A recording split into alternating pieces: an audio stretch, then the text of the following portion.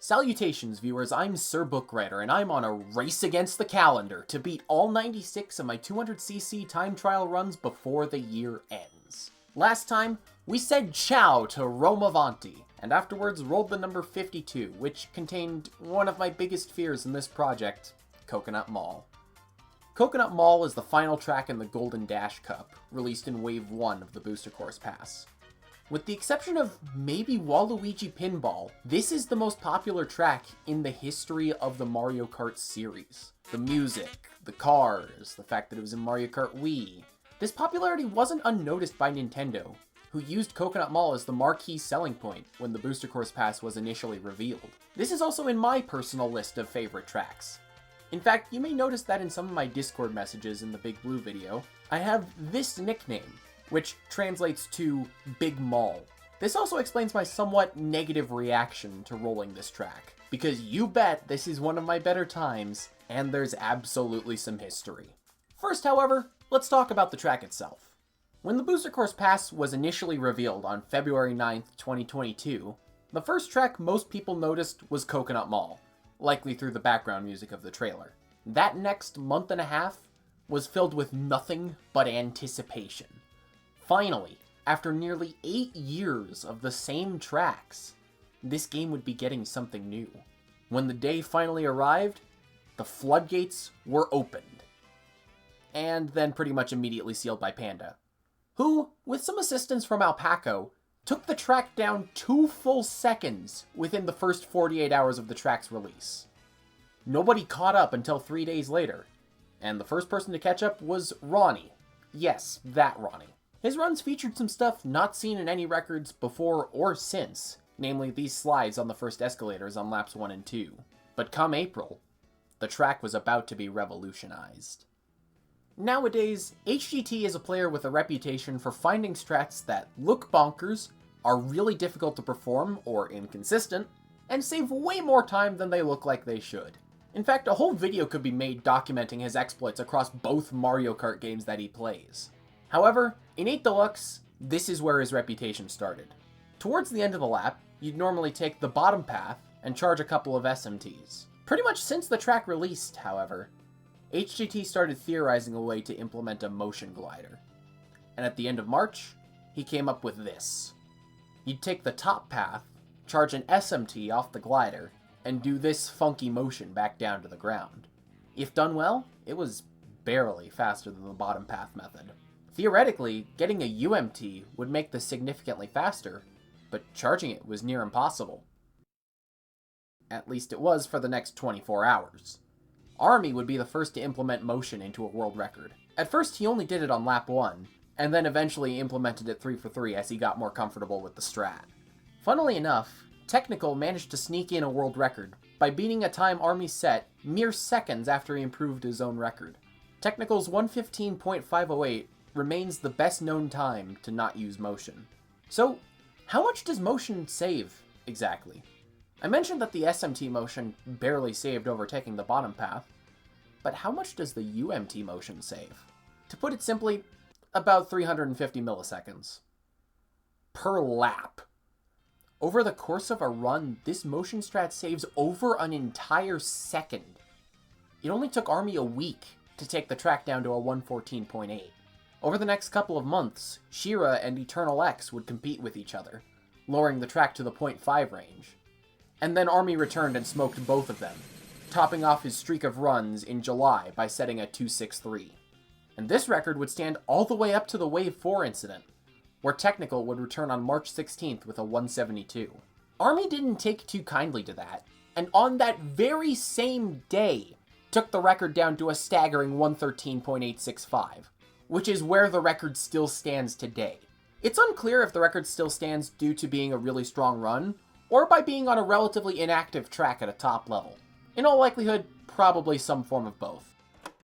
Hey, hi, it's Q in the less distant past. This record no longer stands, as Technical came in once again with a new strat and Army returned yet again. However, I'm not going to be covering any of that, since this video should have gone up months before this happened. Alright, that's it for the interruption. Let's take a look at the record that I will be covering. Alright, you know the deal by this point. Start Shroom. And then not even 2 seconds into the run, we encounter a Mario Kart 8 Deluxe time trialer's biggest nightmare. Stairs.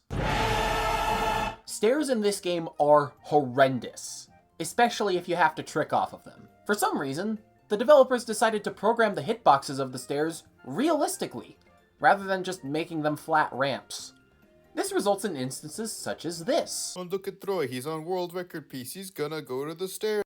The one consistent thing about stairs in this game is their inconsistency. Wait, no, they can't even be consistent with that. Thank you, Romavanti, for getting it right 6.5 years after the release of the game.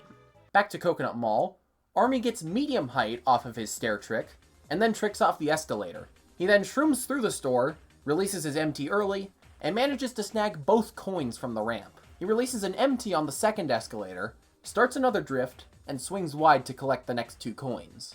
Army then tricks off this ledge and both palm tree bases, starts a drift before the fountain to grab coin 5, and goes wide again on the second U-turn for coins 6 and 7. Upon releasing his UMT, Army does a neutral hop and delays his drift input until the last second, making this all-important UMT charge slightly faster. Aiding this is once again going wide for coins 8 and 9, and then holding on just long enough to get a UMT, getting a low glider off the ramp, and doing probably the most complicated looking motion in the game. Army has a hand cam for this on this channel, but what you're watching right now is my own hand cam.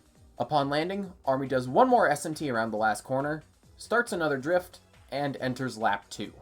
Starting lap 2, Army releases his MT, then hops twice to the right for an optimal line onto the escalator, naturally getting a good trick off the stairs. The rest of the lap is largely the same as lap 1, the only differences being staying tight on the U-turns because there's no longer a need to collect coins, and this section in between them, where Army instead goes wide and gets 1 palm trick. Theoretically, double tricking here should be faster on laps 2 and 3 as well, but the execution would be different compared to lap 1, and nobody has really cared enough to experiment anyways. On lap 3, the escalators have swapped sides, so Army goes to the left side to go up the correct escalator. The escalators speed you up a lot in this game, so going wider and taking the correct one is faster than staying tight and tricking off the railing.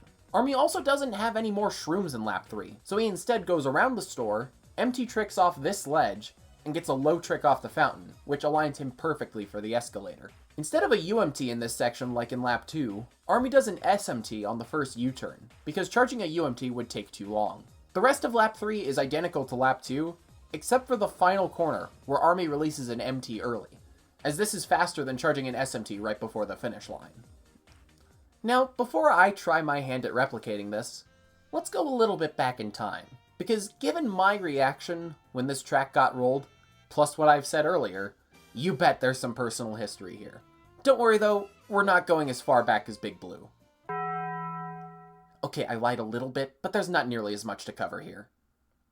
I briefly alluded to this in the Big Blue video, but Mall is my favorite track in the entire Mario Kart franchise, stemming all the way back to 2010 when I first got Mario Kart Wii. Now, what made 10-year-old me gravitate towards this track in particular? It's actually surprisingly simple. I always won on it whenever my dad and I would play. I never noticed things like the music, since our TV volume was always kept fairly low, and I wasn't chronically online like I am now, so it took several years for me to learn about the Ultra Shortcut. When I first got Mario Kart 7, I was quite thrilled to see Coconut Mall make a return, and it remains among my top 5 of tracks in that game as well. And when the Booster Course Pass was revealed, well, nearly 5,000 of you know how I felt about that. Seriously, why is that my second most viewed video? During the period when Alpha and I were still developing the 5-coin strat on Big Blue, I was also plotting out how I was going to get my first Mario Kart 8 Deluxe world record on Coconut Mall. I theorized combos, strats, coin routes. I even went into Mario Kart 7 and took note of escalator timing. I was ready to play my heart out and get my first world record. Panda took the track to a near unreachable level before I even got access to it.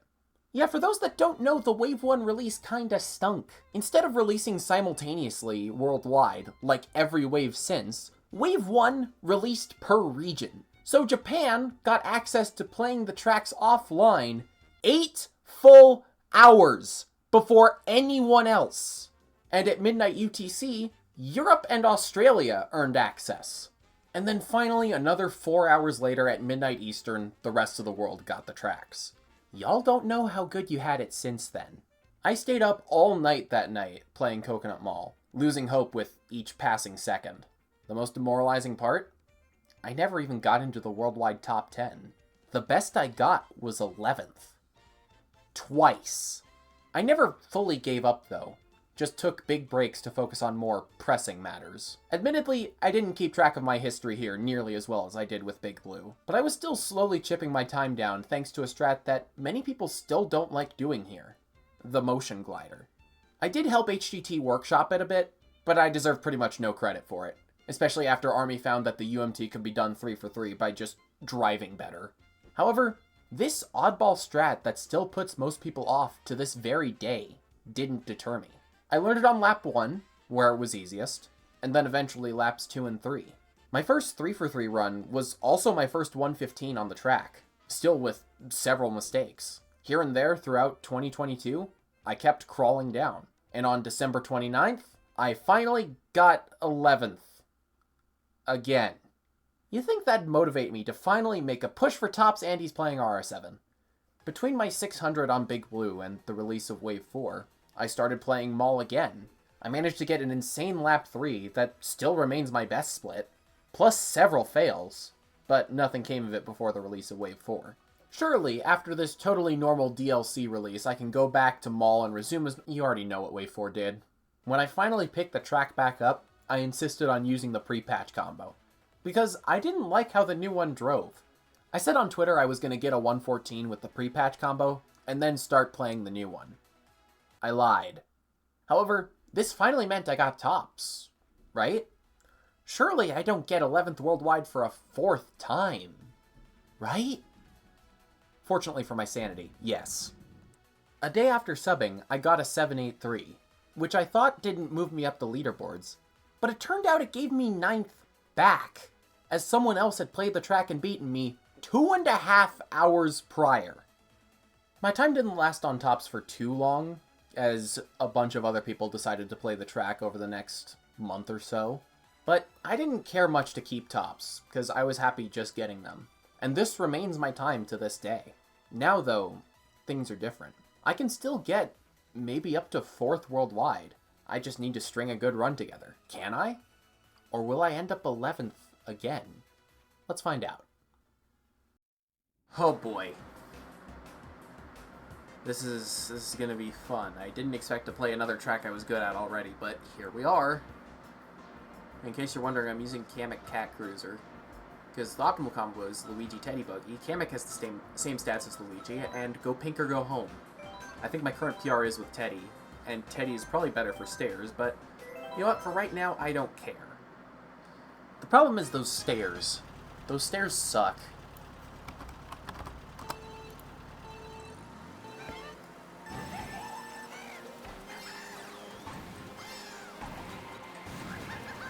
Case in point.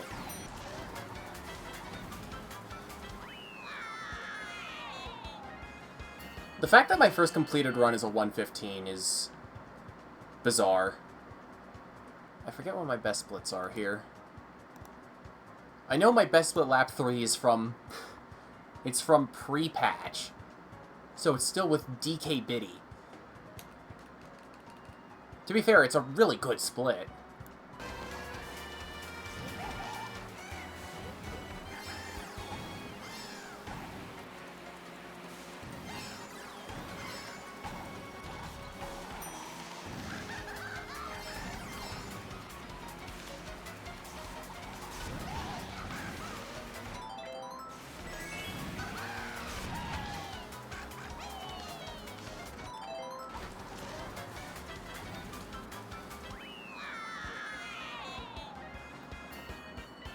Jeez, I think I might actually PR this session if this is how my warm-ups are going. Lap 1 ahead of my PR.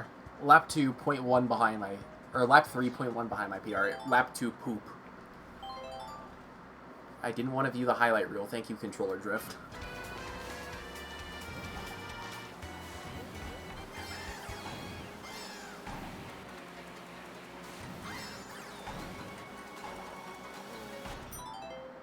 Wow. This is a lot more improvable than I thought it was. I can get tops back, probably. I don't have to improve by very much to get them.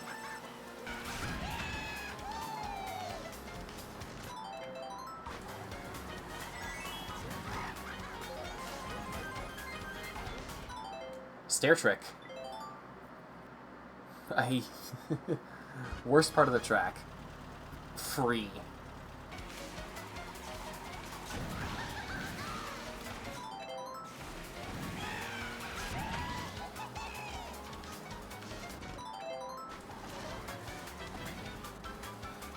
Okay. Things are getting better.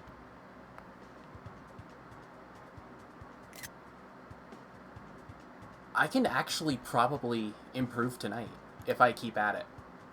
And if not, then really frickin' soon afterwards.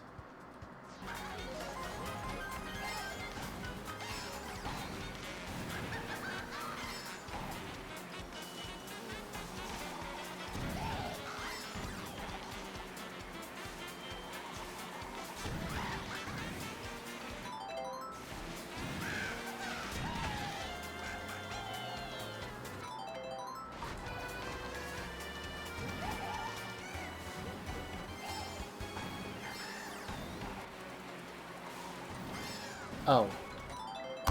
Either way, though, that's a best split. If I could get a best split lap 3, that'd be nice.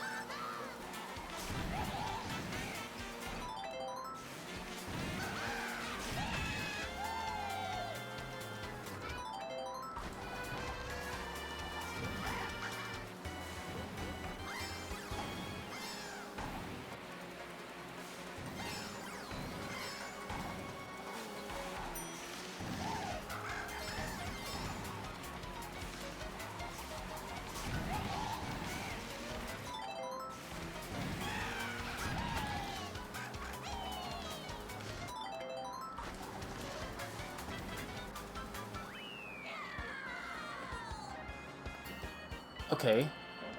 We're getting closer. That lap 2 ending... Oh! I spoke it into existence.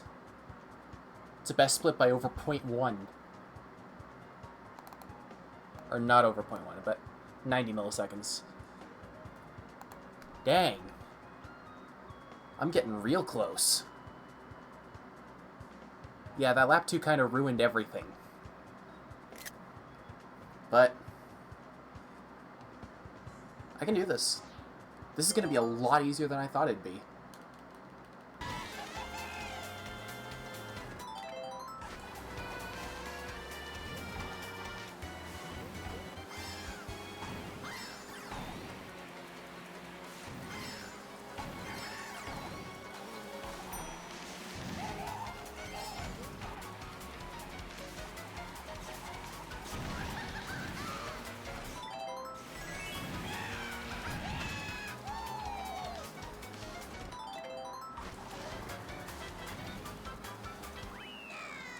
Got 4.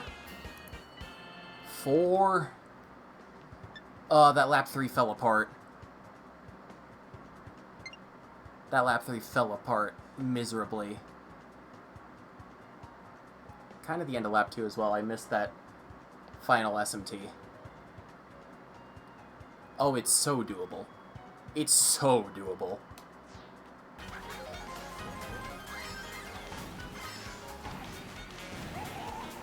Oh.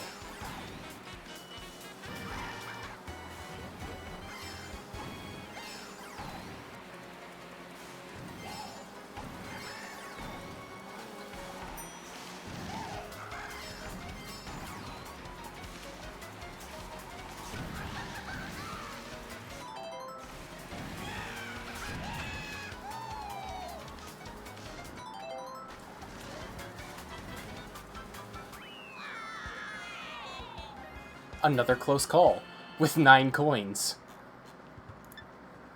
Lol. That's what, a 3-frame difference? Exactly 3 frames, wow. Dang, I suck at lap 2. It's Calamari Desert all over again. I'm getting good lap 3s, though. That's a good sign. And 647 with 9 coins. That's good.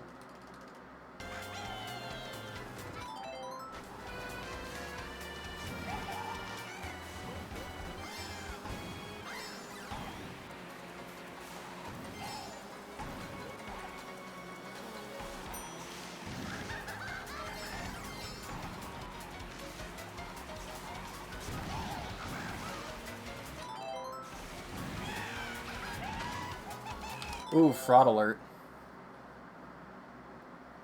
Decent lap 2, and then I sold lap 3.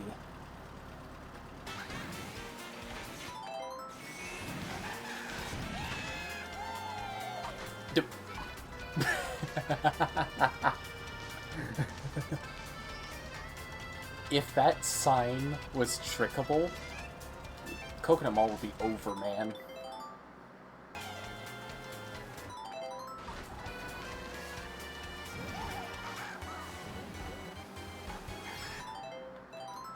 Why? These stairs suck. I forgot how much these stairs sucked. Because that was a free PR past that.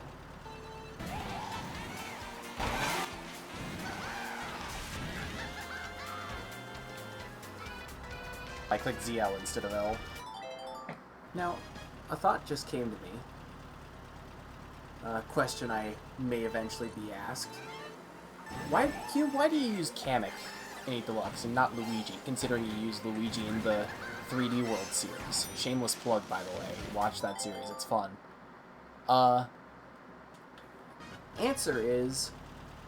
So there's 3 characters in the character class. Luigi, Iggy Koopa, and Kamek.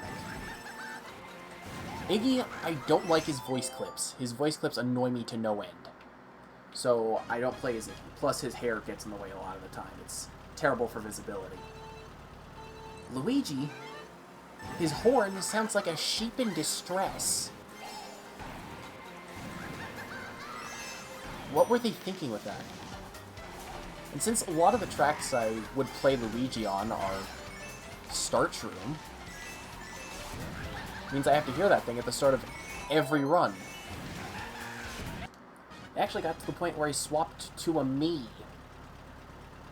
which is close enough in stats, but slightly worse. Just because I couldn't deal with sheep in distress.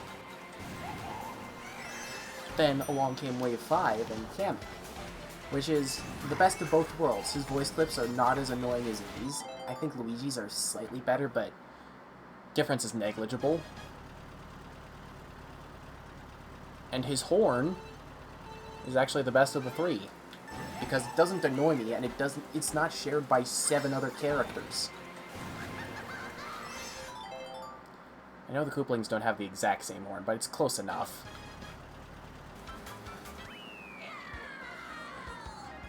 Alright, my hands are cooked, so that will be the end of session 1. Couldn't PR, but, I got pretty dang close, if I do say so myself. Where's the... Oh, I didn't take a screenshot. Whoops. There. Took the clip, at least.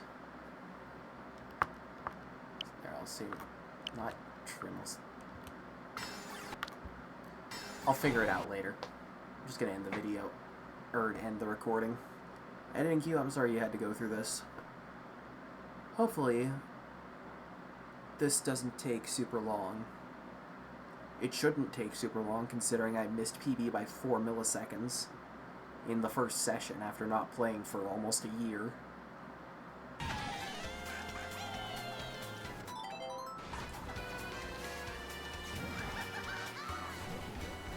Oh.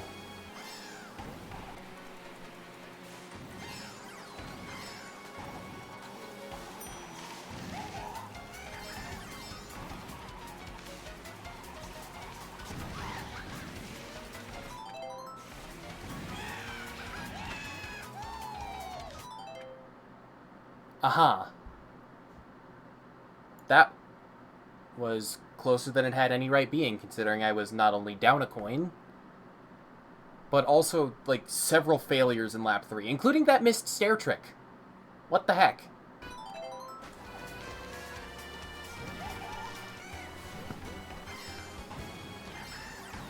That was a much lower trick than I was expecting. Really? I failed from getting too good of a trick. Thanks, Coconut Mall.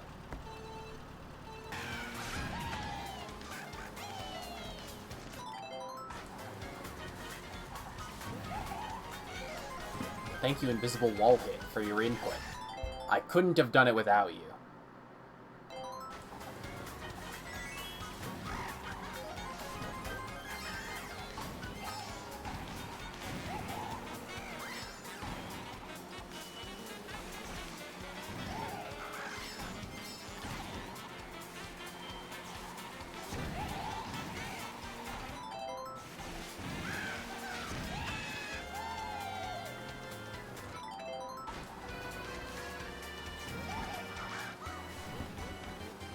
Oh my gosh. That run did not want me to get past lap 1. Ugh.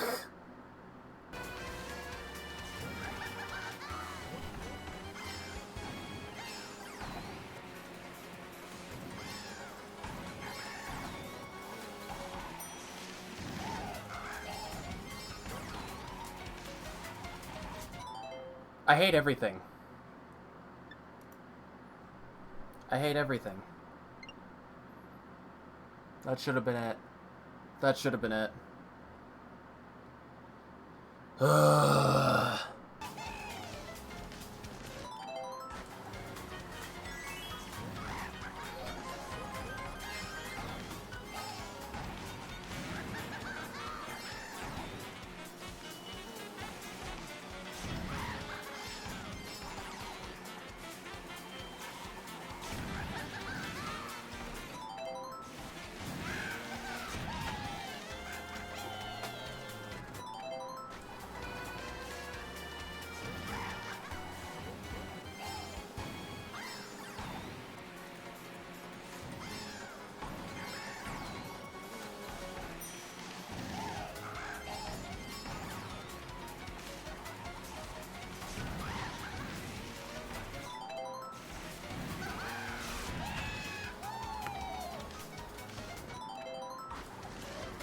Easy. Let's go. Okay. Easy money. My gosh, that's tops? And, like, good on tops, too. That's, like, 6th, I want to say. That took 2 sessions. Not nearly as long as I expected it to take. That's a best split lap 2. It's a good lap 3. And a decent enough lap 1. Clipping that just for the Kamek tricking picture.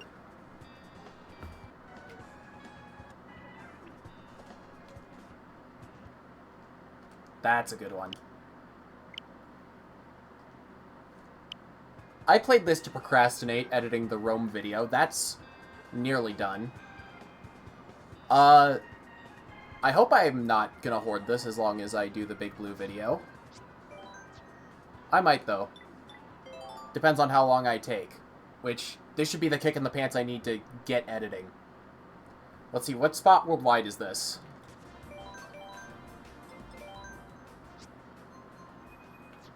Okay, it's 6th. Nice. Nice, that's real good. I'm happy with that. I'm real happy with that. Alright. And it's 0.5. Yeah, I'm good. Thank you, Coconut Mall. Have a wonderful day. Well, scratch another good track off the list. I'm actually quite pleasantly surprised at how well the gameplay side of things went. I only played for 2 sessions, and got a time I'm quite happy with pretty quickly. This puts me once again at my highest count of concurrent worldwide top 10s, 3, and maybe with this project I can increase that number on a day where a DLC wave doesn't release. I'm not going to do some big, heartfelt, emotional outro with custom music like I did with Big Blue, but Coconut Mall deserves at least something, being my favorite track across the franchise.